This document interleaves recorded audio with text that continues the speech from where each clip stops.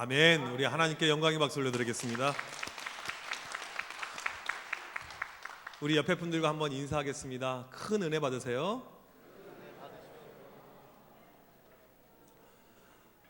(3월이) 되면 보통 교회에서 제자 훈련이라고 이야기하는 양육 과정을 시작할 예정입니다. 제가 담임 목사로서 상당히 부담을 많이 가질 수가 있지만 그래도 우리 교회 많이 필요하니까 오전반, 저녁반, 그 다음에 우리 장로님들 반 해서 세 클래스를 가지고 이 양육을 이렇게 시작을 하려고 합니다. 이 양육은 상당히 중요합니다. 왜 중요하냐면 우리의 영혼이 살찌울 수 있는 기회가 되기 때문에 그렇습니다. 목사에게 주신 사명은 성도들의 영혼을 잘 먹이는 것, 이게 목사에게 주신 일인데 제가 전에 교회에서 보게 되면 이 양육을 통해서 많은 성도들이 은혜를 체험했고 변화를 경험했고 영혼들이 살찌는 것을 보게 되었습니다. 처음 시간이 되게 되면 공통으로 하는 질문이 있어요. 어떻게 신앙생활 하기 시작하셨습니까? 어떻게 예수 믿으셨습니까? 질문하면 저는 혼자 그냥 교회 다녔습니다. 이런 분은 거의 안 계셨습니다. 누군가를 통해서. 제가 아는 어떤 성도님은 옆집에 있는 권사님이 전도해가지고 교회를 다니게 되었는데 2년 동안 권사님과 같이 매 주마다 같이 이 구역 예배를 드린 거예요. 단 둘이. 본인은 이제 아무것도 모르니까 교회 처음 다녔으니까 구역 예배는 매주 드리는 거구나. 구역 예배는 둘이서 드리는 거구나. 이분이 이렇게 이제 알게 된 거예요. 아무튼 이제 이 권사님하고 함께 하면서 이분의 신앙이 믿음이 잘 자랐다는 간증 고백을 들어본 적이 있습니다. 우리의 신앙은요, 누군가 나를 도와주는 그 손길을 통해서 신앙이 성장하게 됩니다. 우리의 신앙은요, 내가 누군가를 복사하면서 따라가면서 이 신앙이 이렇게 올라가게 됩니다. 전에 책을 읽은 그 부분에 보니까 애플의 창시자 스티브 잡스가 13세까지 13살까지 루터란 교회에 다녔던 이 내용을 보게 되었습니다. 교회를 왜 떠나게 되었는가 봤더니 13살 되던 해에 나이지리아의 내전이 일어나서 엄청나게 많은 사람들이 죽게 됩니다. 아이들, 고아들도 많이 발생하고요. 그 내용에 대해서 회의감을 가지고 교회 목사님에게 질문을 냈습니다. 하나님이 살아 계시는데 어떻게 이런 일이 발생합니까? 근데 이때 이 목사님이 답변을 주저주저 잘 못했던 것 같아요. 그리고는 교회를 떠났다. 그런 기사를 본 적이 있습니다. 만약에 그때 좋은 신앙의 롤 모델이 있고 누군가가 여기에 대해서 잘 끌어주고 좋은 설명을 해줬었더라면 이런 일이 과연 있었을까? 이런 생각을 해봅니다. 신앙은 누군가를 모방하면서 성장하게 되어져 있습니다. 특별히 교회 교인들은 담임 목사, 목회자를 통해서 목회자를 롤 모델 삼는 경우가 많이 있습니다. 나도 저 목사님처럼 기도하고 싶다. 나도 저 목사님처럼 영혼들을 사랑하고 싶다. 이게 일반적인 모습이죠. 전에 교회에서는 우리 학생들 가운데 1년에 신학교 가는 애들이 거의 매년 한 해도 거르지 않고 최소 2명, 3명이 매년 있었습니다. 왜 그러냐면 아이들이 사역자 모습을 보면서 나도 목사님처럼 살고 싶다. 목사님처럼 되고 싶다. 이런 마음이 있으니까 아이들이 신학교로 이렇게 가게 된 것이죠. 목사가 성도들에게 롤 모델이 되는 것 지극히 맞는 것인데 저는 참 저의 부족함을 느낍니다. 저는 감히 저처럼 여러분들에게 저처럼 예수 믿으세요, 저처럼 사세요, 저처럼 윤리적으로 바르게 행동하세요 라고 말하기가 상당히 부끄러운 그런 사람입니다. 저와 달리 오늘 이 말씀의 저자인 사도 바울은 참 그런 면에서 대단했던 사람입니다. 17절에 보니까 이렇게 이야기를 하고 있어요. 형제들아 너희는 함께 나를 본받으라. 지금 빌립보 교인들에게 이 서신을 쓰고 있는데 교인들 전체에게 당신들 나를 본받으세요 라고 떳떳하게 이야기합니다. 내가 그동안 사역하면서 얼마나 많은 역사를 일으켰는데 얼마나 많은 영혼들이 살아났는데 나처럼 힘이 있고 능력 있는 그런 종이 되고 그런 사람이 되십시오. 그런 뜻으로 말하지 않았습니다. 바울이 자신을 본받으라고 할 때는 고린도전서 11장의 말씀 이것입니다. 내가 그리스도를 본받는 자 된 것 같이 너희는 나를 본받은 자가 되라. 바울은 예수님을 본받고 살았습니다. 예수님을 쫓아 살았습니다. 예수 그리스도를 믿는 다음에 그에게 고통이 오고 핍박이 오고 어려움이 왔음에도 불구하고 예수님을 포기하지 않았던 것이 바울입니다. 바울의 온 머릿속에는 예수 그리스도 한 분밖에 없었습니다. 지금 교인들에게 하는 이야기가 뭐냐면 나는 힘들고 어렵더라도 예수 그리스도를 쫓아가고 살고 있고 힘들고 어렵더라도 예수 그리스도 한 분을 붙들고 살고 있는데 당신들도 그렇게 사십시오 라고 이야기를 하는 것입니다. 지금 바울이 교인들에게 나를 본받으라고 이야기하고 있는데 실제로 빌립보 교회 안에 바울을 본받고 살고 있는 교인들이 있었습니다. 수적으로 많지는 않았지만 디모데, 에바브로, 디도 이런 사람들이 바울이 말한 대로 그대로 행동을 하고 살아왔습니다. 오늘 말씀 나를 본받으라, 이것은 동시에 나를 본받고 살아가고 있는 이들의 행동에 관심을 가져라, 이런 내용입니다. 비록 이들이 소수이지만 어떻게 살고 있는가, 그들의 삶의 모습을 한번 보면서 당신들도 그렇게 살아라 이야기를 하고 있는 것입니다. 17절 우리가 읽은 말씀 보게 되면 여기서 주목해야 될 한 단어가 나오는데 행하는 이라는 단어입니다. 행하다, 이게 헬라어로 페리파테오라는 단어인데 원래 이 단어의 뜻은 걷다라는 뜻입니다. 바울 서신에서 페리파테오가 나오면 거의 대부분의 용례가 신앙생활을 어떻게 하는지, 삶을 어떻게 살고 있는지, 삶의 윤리에 대한 부분이 페리파테오입니다. 지금 바울을 보고 있는 교인들은 바울의 행동을 보고 그 다음에 바울이 말했던 다른 성도들의 이 모습을 보면서, 바울을 따라갔던 사람들의 모습을 보면서 너무나도 달라져 있는 거예요. 너무나도 변화되어져 있는 거예요. 어떻게 저렇게 저 집사님이 달라졌을까, 저 성도분이 달라졌을까, 이것을 실제로 느꼈다는 것입니다. 신앙이라 하면요, 변화가 있어야 됩니다. 교회를 여러분이 40년 50년 다니셨으면 처음에 비교해서 달라진 부분이 반드시 필요합니다. 전에 교회에서 친분이 있었던 집사님 4분하고 식사를 하는데, 그 여자 이제 권사님이 되셨는데 이 권사님이 그렇게 이야기를 하세요. 자기 남편하고 서울에서 살 때 참 사업도 잘 됐고 괜찮았었는데 시간이 지나면서 이 사업이 안 되고 결국에는 이분들이 빈털터리가 되어서 고향으로 왔다, 그런 이야기를 합니다. 그리고 남편이 얼마나 낙담이 되었는지 매일 술 담배로 살아가는 거예요. 옆에서 이 아내가 볼 때 남편이 참 딱해요. 그런데 한 번도 남편에게 핀잔을 주지 않았습니다. 한 번도 뭐라고 하지 않고 그냥 눈물로 기도하고 새벽 제단을 따하면서 그렇게 싸워온 거예요. 근데 그러다가 시간이 지나면서 이상하게 남편의 행동이 달라진, 변화가 온 거예요. 술 담배를 어느덧 끊고 믿음 생활을 잘하게 되고 교회 안수집사가 되고 교회에서 열심히 봉사도 하게 되고 또 감사하게 사업도 잘 되고, 이런 일들이 발생하면서 남편의 현재 변화된 모습에 대해서 그 부인 권사님이 감사하는 그런 신앙의 간증을 들어본 적이 있습니다. 지금 바울은 자신 있게 말합니다. 나를 본받은 교인들 한번 눈여겨봐라, 어떻게 달라졌는지. 17절 바울이 사용하는 문체는요 상당히 강렬합니다. 명령형이 2번 등장합니다. 17절 본받아라, 눈여겨봐라. 이건 2인칭 현재 복수형인데 아주 리얼한 그런 문체입니다. 그냥 본받아라, 그냥 눈여겨봐라 이게 아니고 아주 세게 이야기를 하고 있는 거예요. 한번 꼭 확인해 보라고, 한번 꼭 보라고.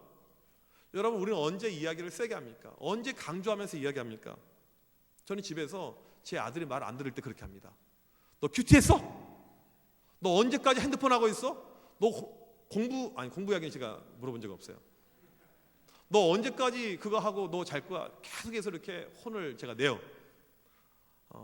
저희 아들이 이렇게 이야기하지 말라고 했는데 강단에서 절대로 여러분 설교 끝나고 가서 아빠가 그러는데 너 그랬더라, 그렇게 하지 마시기 바랍니다. 가정에 불화가 찾아와요. 우리는 말을 안 들을 때 세게 하죠. 내 주변에 내 부하라든지 내 친척이라든지 내 자녀라든지 형제라든지 누군가가 말을 안 들을 때 세게 이야기를 합니다. 바울도 마찬가지예요. 지금 이렇게까지 강력하게 이야기하는 이유가 무엇이냐면 사람들이 말을 안 듣기 때문에 그렇습니다. 18절에 보니까 이것은 바울이 한두 번 강조한 것이 아니었습니다. 여러 차례 교인들에게 권면했습니다. 그렇게 신앙생활 하지 마십시오. 그렇게 가서는 안 됩니다. 그래도 안 들어요. 그러니까 바울이 이제는 눈물을 흘려가면서 하소연을 합니다. 제발 신앙생활, 믿음생활 그렇게 해서는 안 됩니다. 바울이 왜 울면서까지 이렇게 간곡히 이야기를 할까요? 그 이유가 18절에 나왔습니다. 그들의 결국은 그리스도의 십자가가 원수가 되어버렸기 때문입니다. 믿음이란 것이요, 처음에 균열이요 작은 것에서 오게 됩니다. 교회에서 조그만 걸로 시험 들었어요. 이제는 나 수요 예배 안 갈래요. 이제는 새벽 예배 안 갈래요. 그러다 주일 예배를 빠지기 시작합니다. 별로인 것 같아. 또 안 나옵니다. 그렇게 해서 주일 성수를 아예 하지 않게 되고 마지막에는 아예 교회 나오지 않고 적 그리스도의 반대편에서는 케이스가 발생을 하게 되는 것이죠. 십자가의 사랑은커녕 그리스도의 십자가 반대편에 서게 됩니다. 빌립보 교인들의 모습 17절 바울은 뭐라고 합니까? 지금 바울을 본받고 살아가고 있는 교인들의 모습은 그거와 반대라는 것입니다. 한쪽에서는 십자가의 원수들이 있고 한쪽에서는 본받는 사람들이 있고, 보니까 십자가의 원수들, 오늘 말씀 보니까 죄에 무감각하고요, 죄로 더 깊게 빠져들고 있습니다.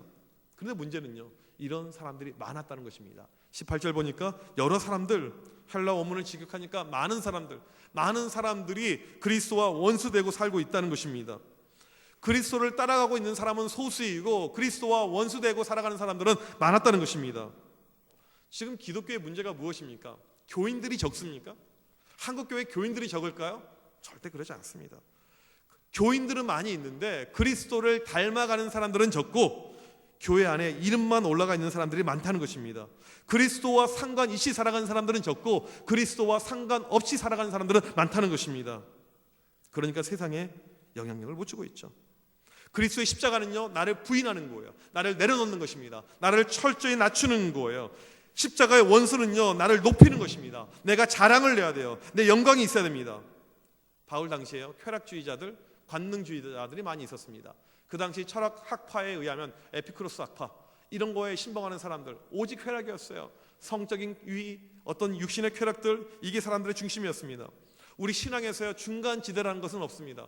그리스도를 쫓아가든지 그리스도와 원수가 되든지, 그리스도와 십자가와 함께 살거나 그리스도 십자가의 원수, 둘 중에 하나이죠. 오늘 말씀해 보니까 십자가의 원수된 자들의 특징이 나오는데 바로 땅의 일을 생각하는 자들이라고 납니다. 쉽게 말하면 이 땅에서 잘 먹고 잘 살아가는 거, 이 땅에서 풍요롭이 살아가는 거, 이 땅에서 너무너무 잘 되는 것, 이게 십자가의 원수라고 이야기를 하는 것이죠. 우리가 오늘 이 시간 주목해야 될 것은 바울이 십자가의 원수를 이야기하는데, 이것은 교회 밖의 사람들을 향해서 던지는 메시지가 아니고 교회 안에 있는 성도들을 향해서 주고 있는 메시지라는 것이죠. 교인들에게 지금 하고 있는 내용이라는 것입니다. 왜요? 많은 교인들 가운데 십자가에 정신이 없는 거예요. 교회는 다니는데, 예배는 드리는데, 봉사는 하는데 십자가 정신이 없는 거예요. 내 유익, 내 만족, 내 축복, 이겁니다. 그간 한국 교회에 들어왔던 신앙관이 어떤 신앙관이었냐면 기복 신앙, 번영 신앙, 이게 한국 교회를 강타했습니다. 목사님들이 잘못 가르치셨어요. 정말 죄송하게 생각합니다. 예수 믿고 축복받는 것은 아이들이 좋은 대학교 가는 거, 예수 믿고 축복받는 것은 아이들이 좋은 직장 다니는 거, 축복받은 길은 배우자 잘 만나서 결혼 잘하는 거, 큰 아파트에 살아가는 거, 해외여행 잘 다니는 거, 물질의 풍요로움을 누리고 살아가는 거.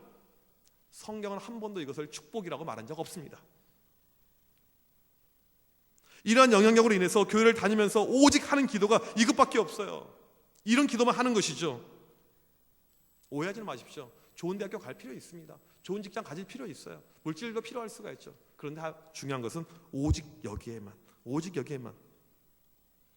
교회가 오직 성공하는 사람들, 이거에 집중하니까요. 어떻게 교인들의 시각이 바뀌었냐면, 목회도 교인이 많아야지 목회를 잘하고 있다, 교인이 많이 모여야지 목회에 성공하고 있다, 그렇게 생각을 하기 시작했습니다. 제가 지방에 있다가 서울로 올라왔고 특별히 청안교회 이렇게 오게 되는 과정에서 많은 분들이 저를 축하해 줬어요. 목사님 너무너무 잘 됐어요. 너무너무 좋은 교회 가게 되었어요. 목사님 너무너무 축하해요. 축하를 너무너무 많이 받았습니다. 어제까지도 또 축하를 또 받았어요. 만약에 제가 어느 섬에 있는 작은 교회에 갔다면, 제가 아주 작은 지방에 정말 한 사람들 10명도 안 모이는 교회로 갔다면 사람들이 저를 그렇게 축하해 줬을까요?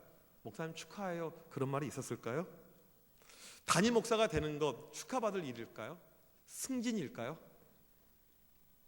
저는 목회를 그래도 누구보다는 잘 안다고 생각해요.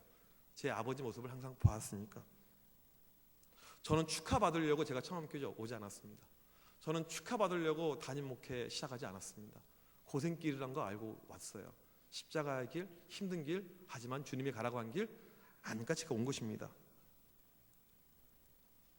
교회 안에 의외로 땅의 것을 추구하는 사람들이 많이 있습니다.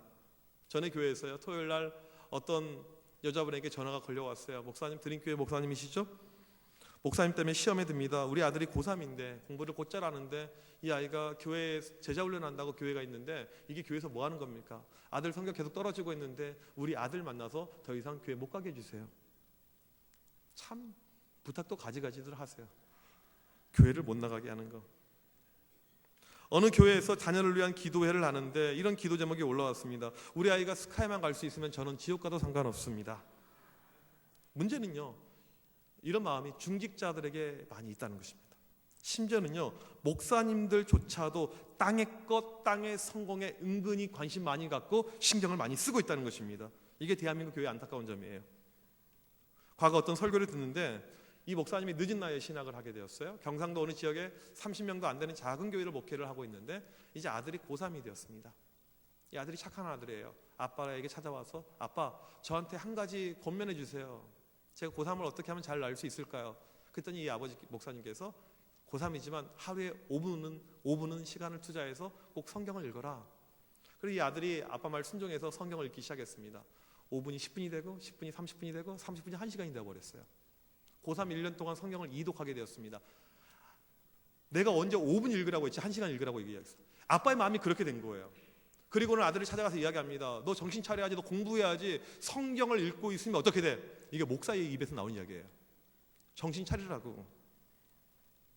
강남의 모 교회 어떤 권사님이 딸이 고등부 수련회를 다녀온 다음에 은혜를 너무너무 많이 받았어요. 엄마 저 이제 큐티 할래요. 저 말씀 묵상할래요.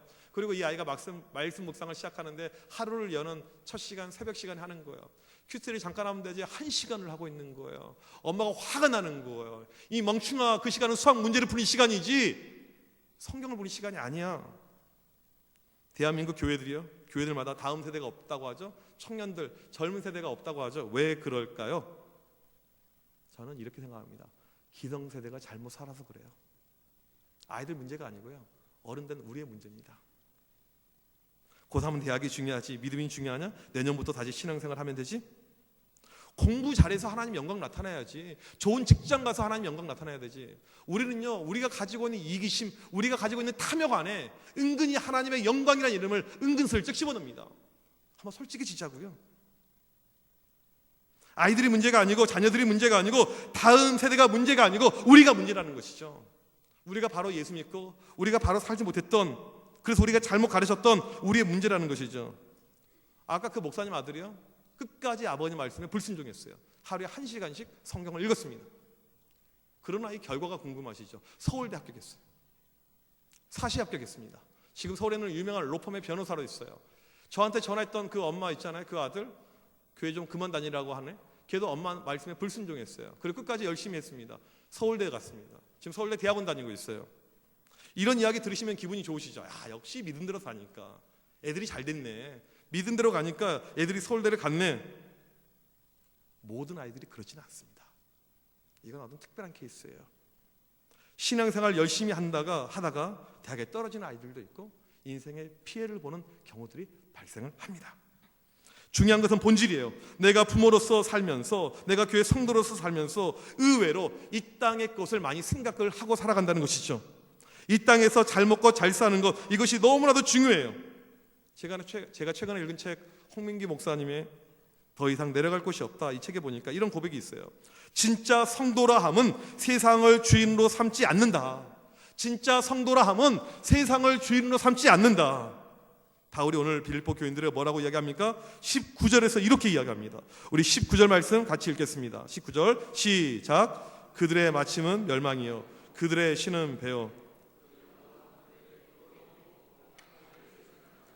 여러분, 솔직히 땅의 것이 얼마나 좋습니까? 저도 땅의 것이 좋아요. 저도 돈이 좋아요. 이게 인간의 본능입니다. 넓은 데 사는 게 좋아요. 좋은 차 타는 게 좋아요. 여행 많이 다니고 먹을 거 많이 먹는 게 좋아요. 그런데 오늘 말씀에 그들의 마침은 멸망이니라. 얼마나 먹을 것을 좋아했는지 그들의 뱃속에 들어가는 음식들이 자신들에게 신과 같은 존재가 되어버렸다는 것입니다. 청교도들은요, 믿음을 가지고 영국에서 살았던 이 청교도들은요, 몇 킬로 이상 넘어가서 마차를 타고 식당에 가는 것을 죄로 여겼다고 그래요. 여러분들 맛집을 쫓아다니는 것 한번 생각해 보실 필요는 있어요. 부끄러운 일, 탐욕, 이게 땅의 일의 결론이라는 것입니다. 바울이 살았던 당시 빌립보는 살기 너무나도 좋은 도시였습니다. 빌립보에 사는 사람들에게는 로마 시민권이 주어졌어요. 빌립보의 위치는 그리스입니다. 하지만 이들은 그리스인이 아니고 로마인이었습니다. 빌립보에 살게 되면 이 사람들은 세금 감면 혜택이 있었고 죄를 짓더라도 쉽게 감옥에 가지 않는 면책 특권이 있었습니다. 로마 군인들은 은퇴한 다음에 1등 소원이 무엇이냐면 빌립보에서 살아가는 거예요. 이게 이 사람들의 로망이었고 이 사람들의 바람이었습니다. 빌립보 최고의 도시. 바울은 그들에게 이야기합니다. 빌립보가 중요한 것이 아니고 로마 시민의 어떤 혜택이 중요한 것이 아니고 이 땅에서 아무리 우리가 잘 살아봤자, 이 땅에서 아무리 잘 살아봤자 중요한 것은 다른 데 있다. 그러면서 20절 이렇게 이야기를 하죠. 우리 20절 말씀 같이 한번 읽어보도록 하겠습니다. 시작. 그러나 우리의 시민권은 하늘에 있는지라.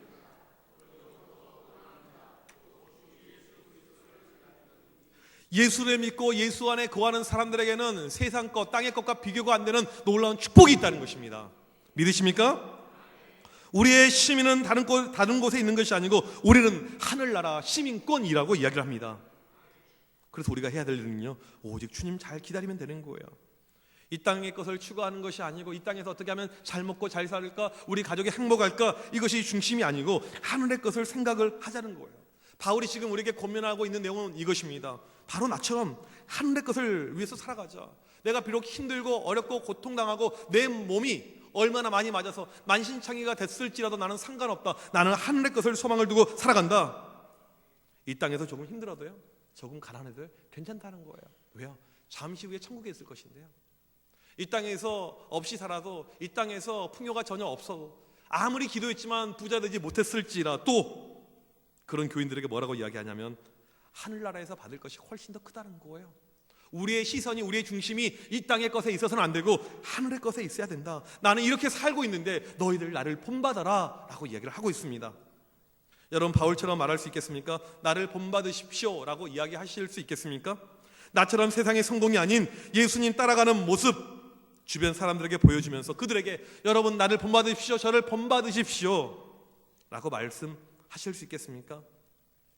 다른 사람 둘째치고요, 집에 가셔서 자녀들에게 너희들 엄마 아빠 한 번 좀 본받아봐. 나는 예수를 위해서 평생 살았고 나는 예수님과 동행하고 있고 나는 힘들어도 늘 예수님 붙잡고 살고 있는데 너희들 그렇게 한번 살아볼래? 말할 수 있겠습니까? 오늘 우리에게 필요한 것은요, 이런 결단이 필요합니다. 참 부담이 되죠. 그렇게 살기가 어려워요. 목사님 저도 쉽지가 않습니다. 하지만 우리가 따라가야 될 목표는 이미 정해져 있는 거예요. 나를 본받아라, 나를 본받아라. 누군가에게 그런 말을 할 수 있는 믿음의 경지, 우리 자녀들에게, 지인들에게, 주변 사람들에게 나를 본받으십시오. 그럴 때 교회가 힘을 얻게 되는 겁니다. 그럴 때 교회가 세상의 빛과 소금의 역할을 감당하게 되는 것입니다. 오늘 이 자리에 모든 있는 우리 모든 교인들 여러분들, 나를 본받으라. 누군가에게 담대히 말할 수 있는 모두가 되길 주님의 이름으로 간절히 축복합니다. 우리 이 시간에 같이 찬양하도록 하겠습니다. 내 영혼이 은총 입어 중한재진 벗고 보니 슬픔 많은 이 세상도 천국으로 화가 돋아 변한다고 이 찬양의 가사가 이야기를 하고 있습니다. 오늘 이 가사의 내용을 기억하면서 우리 내 영혼이 은총 입어 같이 자리에서 일어서서 찬양하도록 하겠습니다.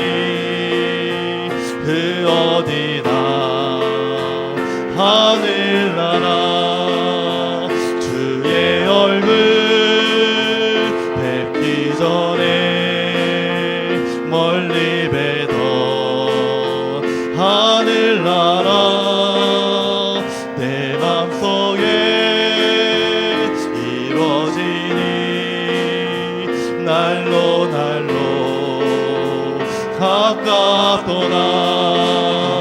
할렐루야 찬양하세. 내 모든 죄 사함받고 주 예수와 동행하니 그 어디나 하늘나라 높은 산이 거친 들이 조막이나 흥거리나 내 주 예수 모신 곳이 그 어디